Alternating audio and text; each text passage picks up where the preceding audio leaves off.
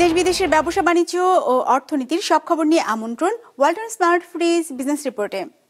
সংবাদপত্র শিল্পের আমদানি শুল্ক ও ভ্যাট কমানোর প্রস্তাব নিউজ পেপার ওনার্স অ্যাসোসিয়েশনের কর্পোরেট করেও ছাড় দাবি। পর্যাপ্ত হিমাগারের অভাবে নষ্ট বিপুল পরিমাণ কৃষিপণ্য, ক্ষতিগ্রস্ত কৃষক ও ভোক্তা, বিশেষায়িত হিমাগার স্থাপনের দাবি। রমজানে চাহিদার চেয়ে বেশি আমদানি হয়েছে ছোলা, খেজুর, ডালের মতো পণ্য। পাইকারি বাজারে দাম কিছুটা কমলেও প্রভাব নেই খুচরায়। এমন সব খবর নিয়ে আমাদের আজকের আয়োজন। 250-টিরও বেশি ডিজাইন অপশন নিয়ে ওয়ালটন স্মার্ট ফ্রিজ, বোঝে আপনার প্রয়োজন। সংবাদপত্র শিল্পকে বাঁচাতে আমদানি শুল্ক এবং ভ্যাট কমানোর প্রস্তাব দিয়েছে news paper owners association of Bangladesh NOAB. একই সাথে এই শিল্পকে সেবামূলক হিসেবে বিবেচনা করে কর্পোরেট ট্যাক্স সর্বনিম্ন বা সম্পূর্ণ বাতিলের দাবি জানিয়েছে তারা।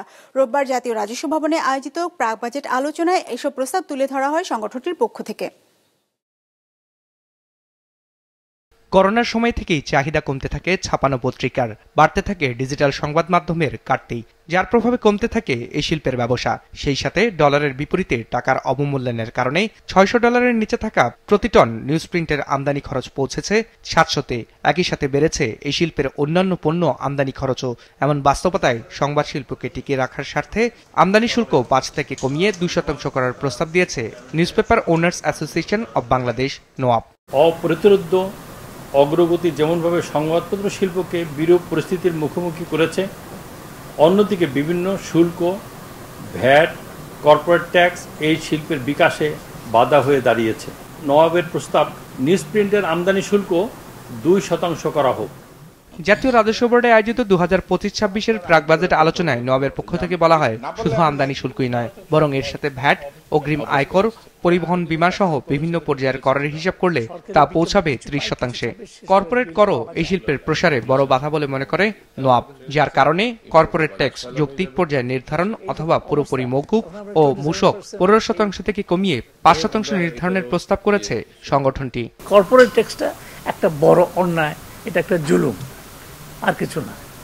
যারা সৎভাবে ট্যাক্স দিয়ে টিকতে চাইবে তাদের জন্য এটা একটা জুলুম। আর কেউ যদি না চায় সেখানেও যে আপনাদের হাত খুব শক্ত তা না। মিনিমাম যেটা সেটা আপনারা দিচ্ছেন, যদি আপনার ইনকাম কম হয় ওইটুকুর মধ্যে আপনি 25 বা 27 দিলেন, তাও কি সমস্ত খরচ বাদ দিয়ে। তো আপনার যদি সমস্ত খরচ বাদ দিয়ে 1 টাকা প্রফিট হয়, আপনি 25 পয়সা গভর্নমেন্টকে দিবেন। এই জায়গায় আমার কোনো আপত্তি করা ঠিক না, কারণ আমরা এই জায়গায় ডিসিপ্লিন আনতে চাই, যে আমরা ট্যাক্স এক্সপেন্ডিচার নতুন করে ইনকার করতে চাই না। জাতীয় রাজস্ব বোর্ড চেয়ারম্যান আরো বলেন, সবার জন্য কল্যাণকর হয় এমন নীতি গ্রহণের চেষ্টা করবে তারা, তবে রাষ্ট্র উপকৃত হয় এমন সিদ্ধান্ত নিতে কখনোই পিছপা হবে না NBR. Raihan Shovon, business report, Maasranga television. সংরক্ষণে পর্যাপ্ত হিমাগার না থাকায় প্রতি বছর নষ্ট হয় উৎপাদিত অনেক কৃষিপণ্য। আর্থিক ক্ষতির মুখে পড়েন কৃষকরা। অন্যদিকে মজুদ না থাকায় মৌসুম শেষে অস্বাভাবিক বেড়ে যায় পণ্যের দর। এমন অবস্থায় পণ্যের দাম স্বাভাবিক রাখতে বিশেষায়িত হিমাগার স্থাপনে সরকারি সহায়তা দাবি খাত সংশ্লিষ্টদের। 10ম বাপা ফুড প্রো উপলক্ষে আয়োজিত বাংলাদেশ এগ্রো প্রসেসর্স অ্যাসোসিয়েশনের সংবাদ সম্মেলনে এসব কথা উঠে আসে। আলু থেকে চিপস, ফল থেকে জ্যাম, জেলি কিংবা চালের গুঁড়া থেকে তৈরি শুকনো খাবার, কৃষিপণ্য প্রক্রিয়াজাত করে এমন খাদ্যপণ্য তৈরি করছে বাংলাদেশ, যা রপ্তানি করা হচ্ছে বিশ্বের 45টির বেশি দেশে। হিসাব বলছে গেল অর্থবছর অর্থাৎ 2023-24 অর্থবছরে এই খাত থেকে রপ্তানি আয় এসেছে $96,40,00,000। যদিও 2027 সাল নাগাদ এই খাত থেকে $200 কোটি আয় করতে চায় বাংলাদেশ। এগ্রিকালচার প্রোডাক্টে আমাদের এখানে লোকাল প্রোডাক্টে হলো 80%, 25% আমরা হয়তো বিদেশি ইনগ্রেডিয়েন্টস ইউজ করি, কিন্তু বেসিক ইনগ্রেডিয়েন্টস আমাদের সবই লোকাল। তো সেই ইনগ্রেডিয়েন্টসগুলি এগ্রিকালচার থেকে আসে, তাহলে এই টাকাটা চাষার হাত পর্যন্ত পৌঁছে। কাজে এই সেক্টরকে গভর্নমেন্টও এনকারেজ করতেছে যে এই সেক্টরকে কীভাবে এগিয়ে নেওয়া যায়। হিসাব বলছে 2024-25 অর্থবছরের প্রথম 7 মাসে প্রক্রিয়াজাত খাদ্যপণ্য রপ্তানি হয়েছে $67,30,00,000, যা তার আগের বছরে একই সময়ে ছিল $60,90,00,000। সেই হিসেবে রপ্তানি আয়ের প্রবৃদ্ধি হয়েছে প্রায় 11% মতো।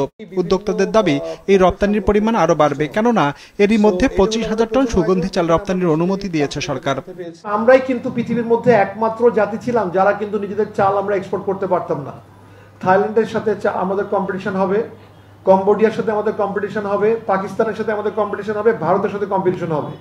এবং আপনি জেনে খুশি হবেন যে আমাদের উৎপাদিত চাল, আমাদের বাংলাদেশের কৃষকের উৎপাদিত চাল নিয়ে পৃথিবীর প্রত্যন্ত অঞ্চলে আমরা হাজির হব এবং উত্তর আমরা বাংলাদেশের কৃষিজাত পণ্যের যে সম্ভার বাংলাদেশে রয়েছে, এই সম্ভার নিয়ে আমরা পৃথিবীতে আরো ভালোভাবে এগিয়ে যেতে সচেষ্ট হব।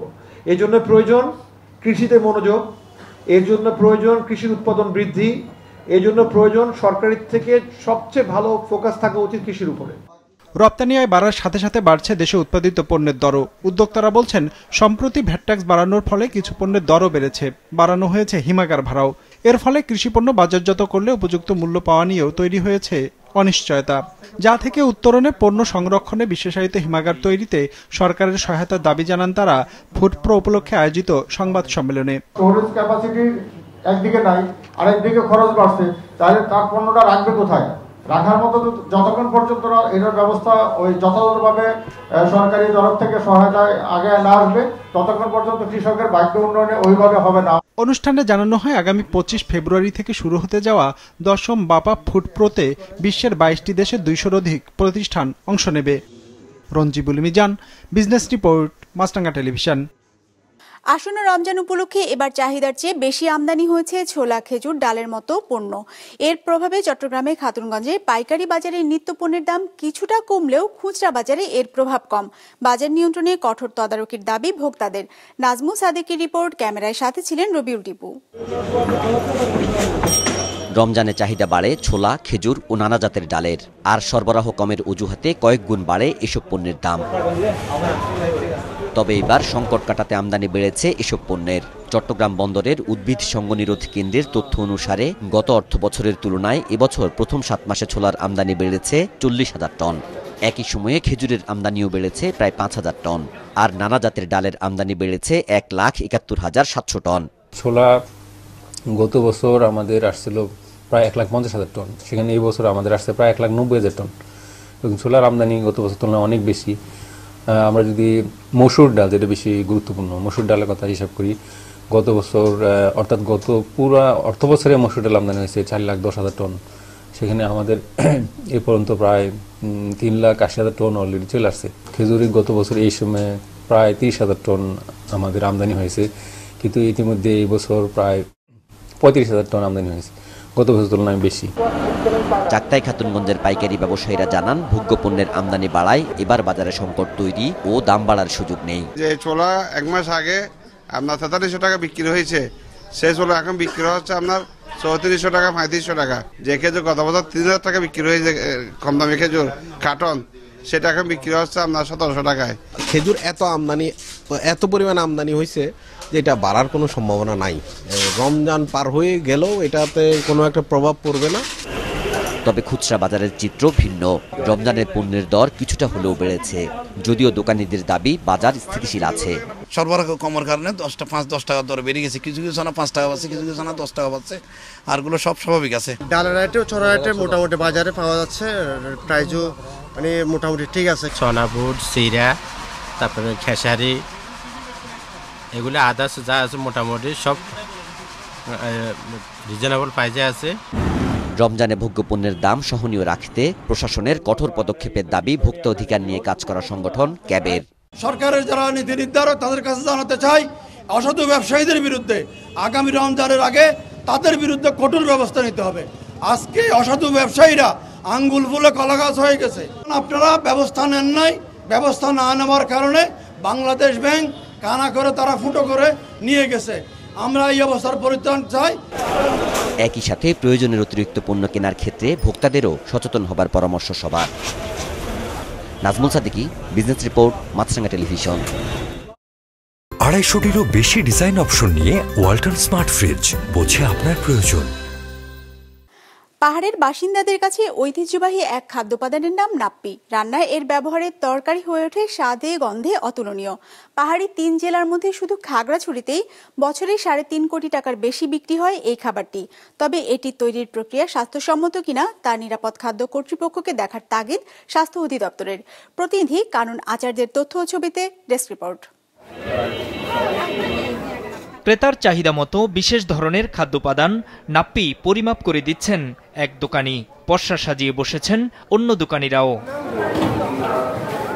খাগড়াছড়ির পাহাড়ি জনগোষ্ঠীর কাছে এই নাপ্পি জনপ্রিয় খাবার। ঐতিহ্যবাহী এই খাদ্যোপাদান নানা সবজি রান্না ও ভর্তা তৈরিতে ব্যবহৃত হয়ে আসছে যুগ যুগ ধরে। ছোট চিংড়ি ও অন্যান্য সামুদ্রিক ছোট মাছের গুঁড়ার মিশ্রণ দিয়ে গাজন প্রক্রিয়ায় তৈরি হয় নাপ্পি।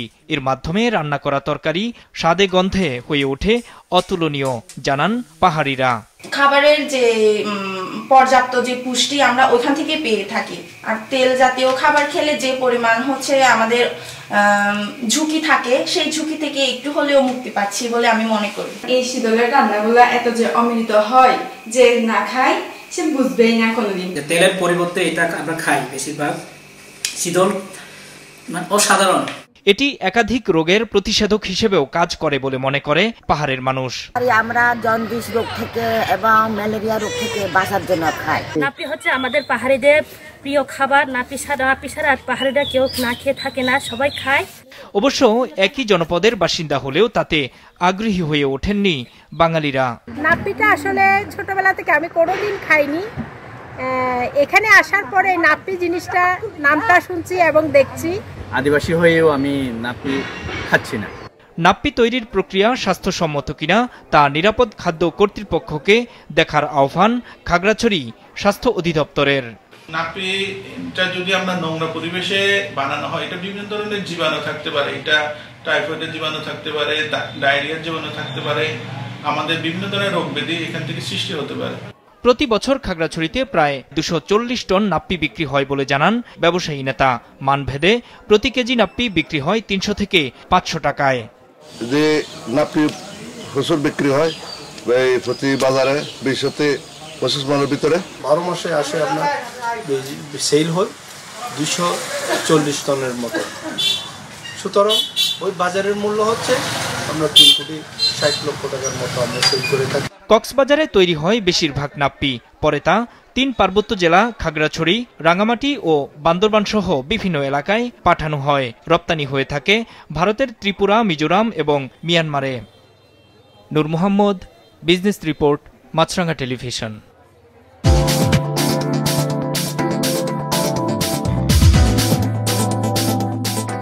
ইতিবাচক ধারায় শেষ হয়েছে ঢাকা স্টক এক্সচেঞ্জে সপ্তাহের প্রথম কার্যদিবসের লেনদেন। সার্বিক সূচক ডিএসসি এক্স 23 পয়েন্ট বেড়ে দাঁড়িয়েছে 5224-এ। বেচাকেনাও হয়েছে 487 কোটি টাকার। লেনদেনে অংশ নেওয়া প্রতিষ্ঠানগুলোর মধ্যে দর বেড়েছে 217টির, কমেছে 124টির, আর অপরিবর্তিত আছে 57টির দর। এবার বাজার নিয়ে বিশ্লেষণ শুনবো ব্র্যাকিপেল স্টক ব্রোকারেজের। আজ ডিএসসিএক্স ইন্ডেক্স ক্লোজ হয়েছে 5224.37 পয়েন্টে, যা গত বৃহস্পতিবারের তুলনায় 24.0 পয়েন্ট বেশি। আজ টার্নওভারের দিক থেকে মার্কেট ঊর্ধ্বমুখী প্রবণতা প্রদর্শন করে, যা গত বৃহস্পতিবারের তুলনায় 4.7% বেশি। এদিকে অধিকাংশ লার্জ ক্যাপ সেক্টরে আজ পজিটিভ পারফরমেন্স দেখা গিয়েছে, যেখানে সবচেয়ে ভালো পারফর্ম করেছে food and allied sector, followed by fuel and power এবং ইঞ্জিনিয়ারিং সেক্টর। আজ টার্নওভারের দিক থেকে সবচেয়ে ভালো পারফর্ম করেছে textile sector, followed by pharmaceutical এবং ইঞ্জিনিয়ারিং সেক্টর। আজ টার্নওভারের দিক থেকে সবচেয়ে বেশি ট্রেডেড স্টক ছিল Grameenphone limited, followed by Orion Infusion limited এবং ফুয়াং ফুড লিমিটেড। অস্থিতিশীল হয়ে উঠেছে বৈশ্বিক স্বর্ণের বাজার। দামের অবস্থান এখন ইতিহাসের সর্বোচ্চ ঘরে। রোববার প্রতি আউন্স স্বর্ণ বিক্রি হয়েছে $2,936। একই সাথে বেড়েছে সিলভার ও প্যালাডিয়ামের দামও। বিশ্লেষকরা বলছেন, ট্রাম্পের শুল্ক যুদ্ধ, চীনের অধিক পরিমাণে স্বর্ণ ক্রয় ও বৈশ্বিক রাজনৈতিক টানাপোড়েনে বাড়ছে স্বর্ণের দাম। ডেস্ক রিপোর্টে বিস্তারিত। অলংকার হিসেবে স্বর্ণের ব্যবহার বিশ্বজুড়ে। মূল্যবান এই ধাতু বিনিয়োগেরও বড় মাধ্যম। প্রায় প্রতিটি দেশই রিজার্ভে স্বর্ণ মজুত করে রাখে। বছরখানেক ধরে সেই প্রবণতা আরও বেড়েছে উন্নত অর্থনীতির দেশগুলোতে। ফলে বিশ্ববাজারে অস্বাভাবিকভাবে বাড়ছে স্বর্ণের দাম। তথ্য বলছে, স্পট মার্কেটে প্রতি আউন্স স্বর্ণ বিক্রি হচ্ছে $2,936। গত বৃহস্পতিবার স্বর্ণের দাম উঠেছিল ইতিহাসের সর্বোচ্চে। প্রতি আউন্স বিক্রি হয়েছিল $2,946। বিশ্লেষকরা বলছেন, মার্কিন প্রেসিডেন্ট ডোনাল্ড ট্রাম্প ক্ষমতায় এসেই শুল্ক আরোপ সহ বিভিন্ন দেশের উপর নিয়ন্ত্রণমূলক পদক্ষেপ গ্রহণ করেন। এ কারণে ডলার কেন্দ্রিক অর্থনীতি থেকে বেরিয়ে আসার চেষ্টা চালাচ্ছে অনেক দেশ। এছাড়া ইউরোপ ও রাশিয়া নানাবিধ সংকটে রয়েছে, আর মধ্যপ্রাচ্যে সংঘাত চলমান। এই অবস্থায় নিরাপদ বিনিয়োগের মাধ্যম হিসেবে স্বর্ণের চাহিদা বেড়ে যাওয়ায় দাম ঊর্ধ্বমুখী। ওয়ার্ল্ড গোল্ড কাউন্সিলের তথ্য বলছে 2024 সালে স্বর্ণের দাম বৃদ্ধি পায় 27%, আর এর চতুর্থ প্রান্তিকে বিশ্বের কেন্দ্রীয় ব্যাংকগুলোতে স্বর্ণের চাহিদা বেড়েছে 54%, আর চলতি 2025 সালের প্রথম 1.5 মাসেই রেকর্ড 7 বার স্বর্ণের দাম বেড়েছে। এসব কারণে যুক্তরাষ্ট্রের স্পট গোল্ডের তুলনায় ফিউচার গোল্ডের দাম বেশি। এদিকে স্বর্ণের মজুদ বাড়িয়েছে বিশ্বের দ্বিতীয় শীর্ষ অর্থনীতির দেশ চীন। টানা 3 মাস মজুদের ফলে গেল জানুয়ারিতে চীনের স্বর্ণের মজুদ বেড়ে দাঁড়িয়েছে 7,34,00,000 আউন্স। শুধু 1 মাসে মজুদ বেড়েছে 1,60,000 আউন্স। এছাড়া সপ্তাহ জুড়ে মূল্যবান এসব পদার্থের দাম বাড়ায় নেতৃত্বে ছিল সিলভার ও প্যালাডিয়ামও। স্পট সিলভার প্রতি আউন্স $32.5 এবং প্যালাডিয়াম $981 বিক্রি হচ্ছে, আর প্লাটিনামের দাম প্রতি আউন্স $987। স্বর্ণের দরের এমন ঊর্ধ্বমুখী প্রবণতা বছর জুড়ে অব্যাহত থাকবে বলে পূর্বাভাস বিশ্লেষকদের। গোল্ডম্যান স্যাক্স বলছে বছর শেষে প্রতি আউন্স স্বর্ণের দাম উঠতে পারে $3,100। এদিকে ইতিহাসের রেকর্ড দামে স্বর্ণ বিক্রি হচ্ছে ভারত ও বাংলাদেশের বাজারে। বাংলাদেশে 22 ক্যারেট মানের প্রতি ভরি স্বর্ণের দাম 1,54,525 টাকা, আর ভারতে 22 ক্যারেটের দাম 54,006 rupee. Ekramul Islam Khan, business report, মাছরাঙ্গা টেলিভিশন। দর্শক, আমাদের যে কোনো পর্ব নিজেদের সুবিধাজনক সময় দেখতে সাবস্ক্রাইব করুন বিজনেস রিপোর্টের অফিসিয়াল ইউটিউব চ্যানেল। ফেসবুক পেজে লাইক দিয়ে আপডেট থাকুন ব্যবসা বাণিজ্যের আলোচিত সব ঘটনা সম্পর্কে, আর আপনাদের মতামত জানান কমেন্টস অথবা ইনবক্সে। আজ এটুকুই, বিদায় নিচ্ছি, ভালো থাকবেন।